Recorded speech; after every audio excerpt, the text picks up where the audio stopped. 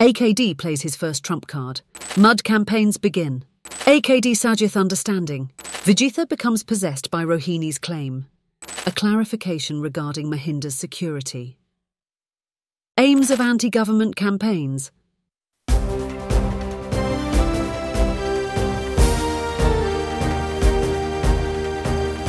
The leader, දේශයට මග කියන ප්‍රවෘත්ති පෙළගැස්ම. AKD plays his first trump card. Recently, resident AKD spoke about a massive digital transformation being a top priority of his NPP government. A digitalization expert is prepared to give his services voluntarily by forgoing his professional perks.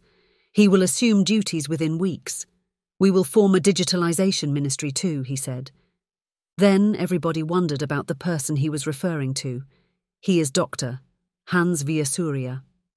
Who is he? A founding management-level member of Dialogue Asiata, Hans became its CEO in 1997. Today, it is a leading quad-play and digital services provider in Asia. He is a former chairman of GSM Asia Pacific and was acclaimed at the 2016 GSM Asia Mobile Awards. In 2008, the LMD chose him as the Sri Lankan of the Year.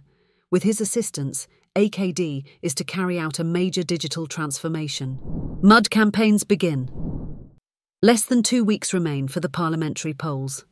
Election stage is heating up and media reports are full of candidates trading various accusations.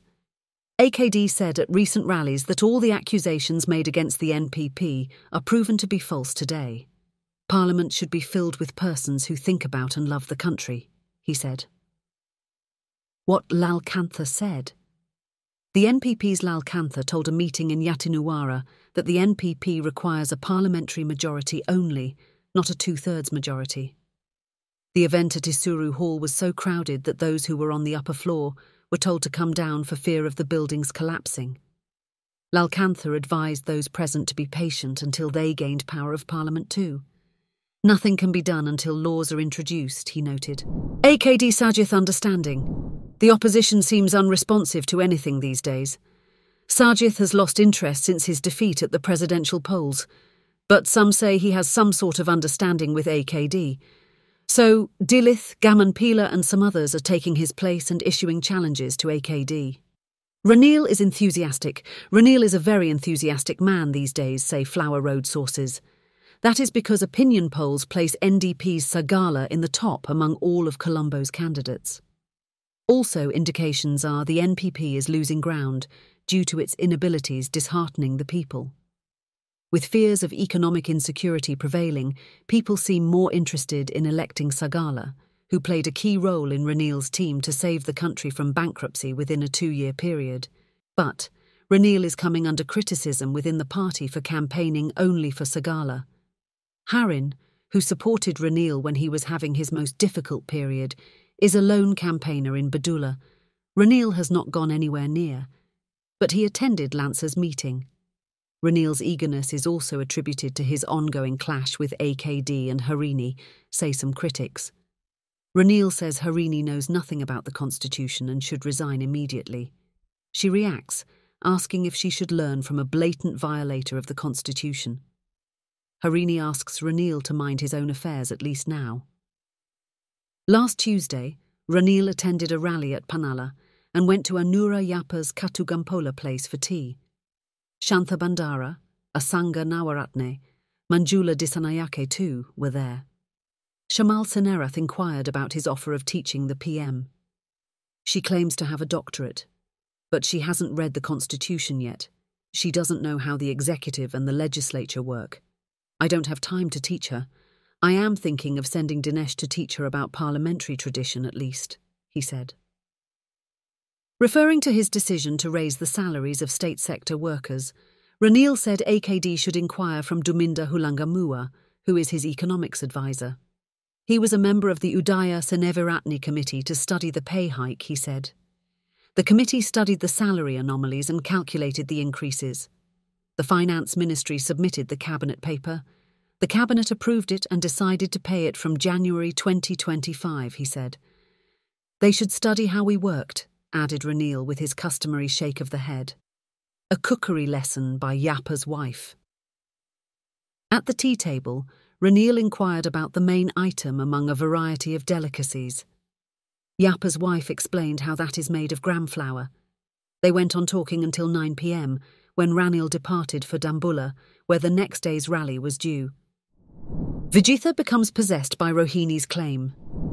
SJB's Rohini was the first to come out with a claim of money printing by the new government. Money was printed after finding a 200 million World Bank loan not enough, she said. Cabinet spokesman Vijitha responded to it strongly.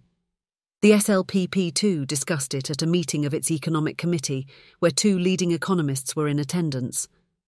Mahinda said the MPP was doing exactly what he did, but keeps on lying to the people. Karyawasam said despite Vijitha's denial, the World Bank loan made news a few days earlier. Namal said the government accepted what was given. One expert noted the central bank releases its reserves when commercial banks are short in cash. That's a strategy called maintaining liquidity. It's not wrong, he said. Mahinda said his government did that too, but AKD accused him of money printing at the time. One inquired about the NPP's argument that AKD's signature as the finance minister is not in the notes. That's very foolish. The highest amount of money printing came during Basil's time as the finance minister. But his signature is not in any of the notes, Karyawasam noted. Namal claimed the government knows it all but wants to mislead the people. They should be told about these things, he said. A clarification regarding Mahinda's security. There have been media reports claiming Mahinda's security has been reduced. Responding, the Presidential Secretariat says all those reports are false and confirms it has provided him with the benefits outlined in the President's Entitlements Act. Mahinda is entitled to a pension due to a retired president, an official residence at Wijayarama Mawatha, and a secretary's allowance. Additionally, he has been provided with 3 vehicles: a Mercedes-Benz 600 Maybach 2008, a Toyota Land Cruiser 2017, and a Mercedes-Benz G63 AMG 4x4 2013. For these vehicles, a monthly fuel allowance of 1,950 litres is provided, along with 3 designated drivers. The Ministries of Defence and Public Security are providing security for him. 63 Army personnel are assigned for the task, in addition to 180 police officers also on duty to ensure his safety. Among them are 29 police drivers. Mahinda reaps what he sowed. Furthermore, a cabinet subcommittee is evaluating the privileges of former presidents. Future decisions will be made and action taken based on the committee's recommendations, the Presidential Secretariat adds. Anyway, what Mahinda did immediately after assuming the presidency in 2005 was to curtail allocations for his predecessor. As long as he was in power, he continued to cut off privileges given to his predecessors and took revenge. No one spoke out then. Social media comments say Mahinda reaps what he sowed. Aims of anti-government campaigns. SJB's Marikar accuses the government of not reducing fuel prices as expected by the people. Showing to journalists a video of AKD's election promise to bring down the prices, Marikar unleashed a scathing attack over his failed promises. A campaign is to be launched over his failures. Harsha, Rohini, Dilith and others are issuing challenges to the government as they try to find means of making their way to Parliament. Supporters are hurt. Some critics say that contrary to opposition claims, considerable work has been done in the past 5 weeks. But AKD's supporters such as Sepala and Uvindu are disheartened, mainly because of what others in the NPP do. It was Rajitha then. Who does it now? Colombo Telegraph editor Uvindu says in a Facebook post that good governance regime had a big mouth in Rajitha, who bragged about action against corruption. His crowing came to nothing, with both Sirisena and Ranil ordering halts to investigations. Now some with government connections talk big similarly. The IGP is in charge of investigations into high-profile cases. The media should make inquiries from him or the assigned police officers. It is not the duty of politicians to answer. Establishing the rule of law is a job mainly for courts. Attorney General and the police. Politicians should refrain from interfering.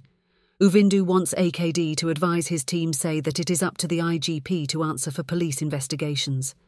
At television talk shows, tell them not to talk about things they don't know. It's his plea to the comrade president. That's it for today.